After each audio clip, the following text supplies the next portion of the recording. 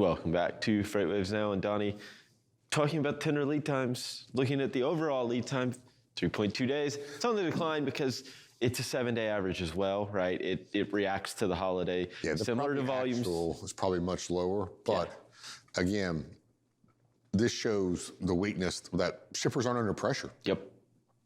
So now that we're on a full week, we've gotten past that Monday, quote, holiday, and then Tuesday, actual holiday, and then back to work Wednesday or Thursday. Well, yeah, you went from end of month last Friday through 4th of July being on Tuesday.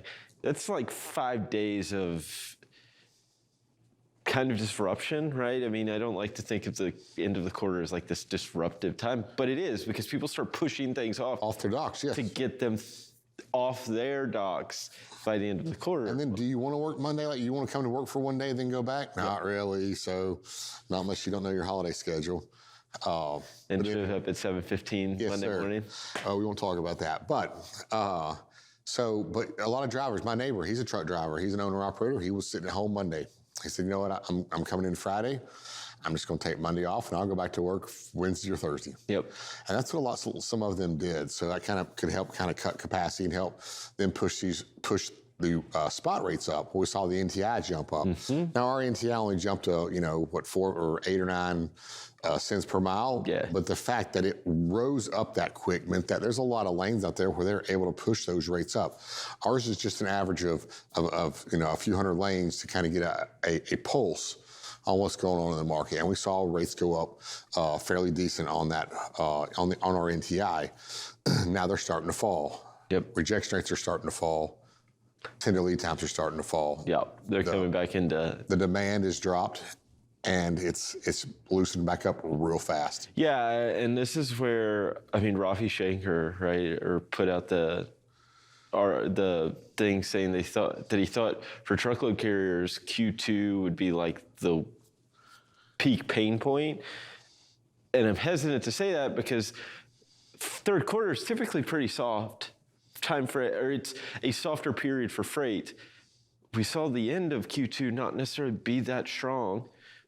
It almost sets up Q3 to be softer than Q2. The only difference is comps get easier in Q3 because Q3 last year was soft. Yeah, you normally see if you're looking at a big company's revenues, you normally see them kind of low in January and February. Yep. Those are typically slow months, and it picks up, and then it peaks, and then it dips, and then it goes into a big peak. Yeah. And that peak right there is about the 4th of July, and then it dips back down, and then it peaks again for the 4th quarter. And of course, a big trucking company actually peaks a little bit before Christmas because they need to have all the goods to the DCs and everything before Black Friday.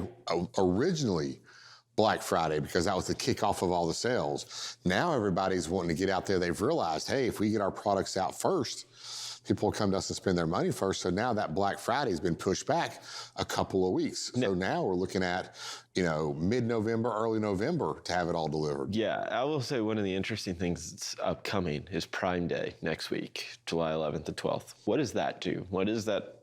Is it kind of a force to push, maybe hopefully drive a little demand? But how much does 1 or a 2-day span at Amazon drive demand across the entire economy, right?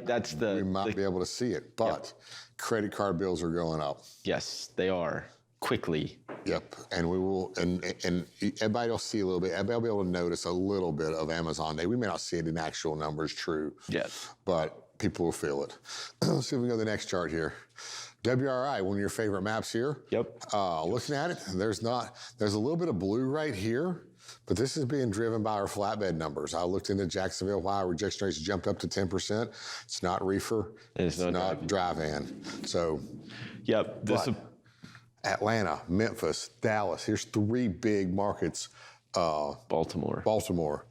They're all hitting that right around that number 4 on the WRI in declines. If you're a Sonar subscriber, I can almost guarantee you will see this on your weekly outlook. So be paying attention to those inboxes on Sunday because you'll probably see this map again.